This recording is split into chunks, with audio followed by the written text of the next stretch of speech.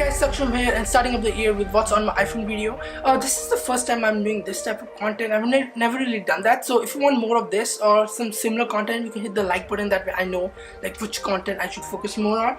Apart from that, let's get started. So I'm actually using the iPhone 7. It's a matte black with no case on. Honestly, I don't like cases at all. So I prefer not to put cases on my phone. And that's the main reason, because the other phones actually have glass now, so this one actually has much better feel.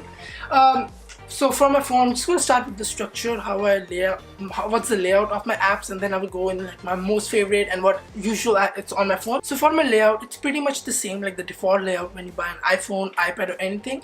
I like it this way, just used to of having this layout, having the camera on top right, mail on top left corner, and it's a little bit different on the iPad.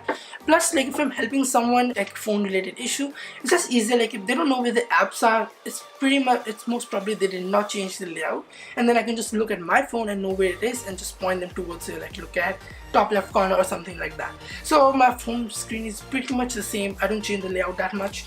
Second screen, the top part is the same way. It's the FaceTime, podcast, calculator and watch, files and extra. It's just like the apps that I don't really need. Like I barely touch files, only if I'm transferring some files on my phone from USB, that's when I need that. But so it's like I'll just leave it there because I know it's on the second page, and if someone gets iPhone, it's the default one. So if I'm helping someone, it just makes it easier for me. After that, I have keynotes, number and pages. It's just if I'm working on a document, it's on iCloud, I want to access it on my phone. I keep these three. They're pretty, like, I don't use them real daily. It's like they're frequently used, especially pages. And keynotes and number is like rarely used. And then Apple Store app, which comes really handy nowadays with the location service on. So if you're at an Apple Store, you open this app, it opens the store. So instead of having a general Apple Store app, it will open the app for the specific store. And if I'm looking for a price, it's not there. There will be option to scan. So there will be option to scan. I can just scan the QR code and it will show me the price and where else it's available. So it comes really handy. So after that, I have AirPort utility. It's actually for my AirPort time capsule, managing all my devices. And then I have iTunes Connect. And if you're like an Apple developer, it's a good app to keep, and that you can actually manage all your apps from your phone instead of logging in on your computer every time. I actually like to keep all my Google apps together. For example, Gmail, Drive, YouTube Studio. I need that for my analytics for this YouTube channel. So that's there. Then I have the authenticator, and there's two authenticators actually. One is from Google and one is from Microsoft too. It's easier to access accounts instead of typing the password every time in. I also have Google Analytics to track website data, and also my YouTube channel along with Google Ads. If you do have Google Ads, this app actually makes it really easy to enable or pause the ads or even change the budget of the app. So it's a really handy app. I don't use it daily, but it's more like a monthly app that at least opens up once a month. After that, I have Ghana and Spotify, my music apps, Starbucks and iXpand Drive. So if you don't know about SanDisk iXpand Drive, it's like a USB stick, but it's not just for computers. It has a USB 3.0, but on the other side, it actually has a Lightning jack. So for example, if I want to carry files, but I don't want to put them on my phone, or I just want to transfer them, I can just drag it from a computer into my USB, the iXpand Drive, and then I can plug it on my phone, iPad, anywhere, and use this app to again on the files, access the files and all that stuff. So moving on, my third page is actually where all my social media is, starting from Skype, Snapchat, Instagram, WhatsApp, and going all the way down till Scene. Scene, if you're in Canada, you know Scene is more like for movie points and stuff. That's that app is. And then I just have my cellular app for my cellular service. I go to University of Guelph, so that's one of their apps. I am Griffin. AirMap Hover is actually a drone app, and they are like pretty much the best drone apps you can have. So if you like to fly drones or you just want to see the drone traffic, these apps actually give you information if it's right to fly a drone. For example, I can see it's ready to fly, the wind pressure and everything is good, visibility is good, and I can fly my drone. That's what Hover does, gives me information regarding that. And AirMap is making sure I don't violate any regulations or like any rules. So if I'm flying and if I'm going out of the area or something like that, it will basically tell me if I should change something, if I should alter my flight route or something like that. So these two apps are pretty handy when I'm flying drones. I use both of them. Then going with speed test, just internet data speed test. Triplanes is actually a transit app which I use, especially for Go Transit or other stuff. This is actually a pretty good app instead of Google Maps and all this stuff.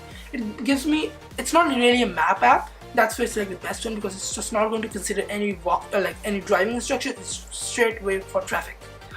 transit. Then the Reef app is actually an iClicker Reef. It's from a university doing question and answers. So instead of getting the iClicker remote, you just use the app to answer the questions. Going along with MailChimp, if you don't know, it's more like a campaign sender. So for example, if you head over to my website, the subscribe to my newsletter, it's all managed by MailChimp. And then I mixed up my Chamberlain, MyQ, Nest, and CE Smart are just home automation apps. And Rise Up is a game that I have. It's actually a pretty fun game. It doesn't have any music, so you can play that. Basically, the balloon goes up. You have a ball that you can move, and you basically have to make sure you don't hit anything. So for example, I'll show you. So you cannot let anything hit the balloon. Anyway, and then it has ads, which is pretty annoying. After that, last page, I measure YouTube Music, Social Blade, subscriber count from a YouTube channel, and Zebra Play. Zebra Play is actually a gimbal app I have, so I actually have a Smooth for gimbal, so this app is actually for that. Going from forward, I actually have Video Leap and Photo Fox. They both are from Enlight, and I actually like this app for like small photo correction. For example, Photo Fox, if I just want to tweak a photo a bit more than what the Photos app allow me, I actually use this. It has pretty cool features that are presets I can use. And Video Lab is again same thing, but this is for video. So if I want to just add something on a video, combine them, I can use this. I actually use Video Lab when I'm about to post something on Instagram and I have a long video, so chop it down. So I use this app for that. Going forward, Activon is pretty much an action camera app, and the two hands down like the best picture apps are Lightroom, Lightroom CC, and RAW Plus. So basically, if you're someone who likes to take pictures but you also like taking pictures from a DSLR, so you know all those exposure, shutter speeds, you want to customize it. So RAW Plus is actually, I actually haven't really used it a lot, but I like it because you can actually change the ISO, shutter speed, and all that stuff. And if you don't want to pay for it and you're already paying for Adobe, like if you have any of the Adobe products like Creative Cloud, Lightroom, Photoshop, you can actually use Adobe Lightroom Photoshop CC, Adobe Photoshop Lightroom CC. It's pretty much like if you use Lightroom, you can actually have your presets online. You can take a picture, apply the presets. You can edit pictures in it, but also if you see on the bottom right corner, there's a camera icon, and I can use that and actually do the same thing. So I can get HDR options, automatic or professional, where I can actually do everything manually. So I can change the exposure if I want and all that stuff. So these are like the two most used apps I use, the RAW Plus and Lightroom CC. RAW Plus I just downloaded, I'm still giving it a shot. So one thing I like to do with my phone is actually, instead of putting the like apps in categories of folders, I like to color code them. So for example, I'm going to try to have not on the second page, but if you see like for example Hover and MailChimp, I try to color code the app. So if they have yellow, like if the icon is yellow, I will try to put all yellows at one, blue in all one line. Sometimes it's not possible, like I can move Snapchat instead of scene. I just want it up with the rest of it, but I try to do that as much as I can. I just like everything color coded, so it just makes it easier for me. But yeah, so I try to keep everything color coded. That's the way I like it. Even with my iPad, everything's organized. I have all my, with my iPad it's pretty much like on my Photos app are in one place, media apps are one place, productive apps are in one place, like that on one more screen. So now just few apps that I personally love, I always use is number one, Mail. I actually like to keep all my mails in one place. On my iPhone, I do like to keep the Gmail app separate from my Gmail accounts and have all my other accounts on the Mail. Whereas on my MacBook or iPad, I just prefer the one app, which is the Mail. Next, I use YouTube Studio the most, along with YouTube, just to check my subscriptions and all that stuff. If someone who I follow posts a video, I don't watch any YouTube videos on my phone. It's pretty much on my iPad. The third app that I use the most is actually iPhone Social Blade. So if you just open it, you can actually favorite a channel. It just shows you how many subscribers you have and all that stuff. And apart from that, I don't really use my phone a lot, so I don't have much that I would be like I always use. So that was all what's on my iPhone video. If you are interested in more content like that, you can leave a like or comment. I will look into that. I will love to make more, so if you are interested in that, just let me know. Okay, so now let's talk about the preset in case you were waiting for that. So basically, I'm giving away one preset for free. This preset will be actually going to be live right when this video is live. So if you're watching this, preset is already live. It's actually called Nature Light P. And the reason why it's P, it's more like for portable phone photographers, and it's light because it's not a really heavy preset. It's actually a gentle preset to just give your photos. If you're a more mobile photographer, just like taking pictures of nature, especially nature. This preset is focused on nature, and you just want to bump up your pictures a little bit. You don't know too much of edit, like what to edit, change exposures and stuff. So to download the preset, you can just head over to the link which is in the bio, or you can just head over to my website sakshamsharma.ca and look for the preset section or the shop. So it should be pretty much, it will be in both, and I will be releasing more presets like pretty much every week or every other week one of the presets.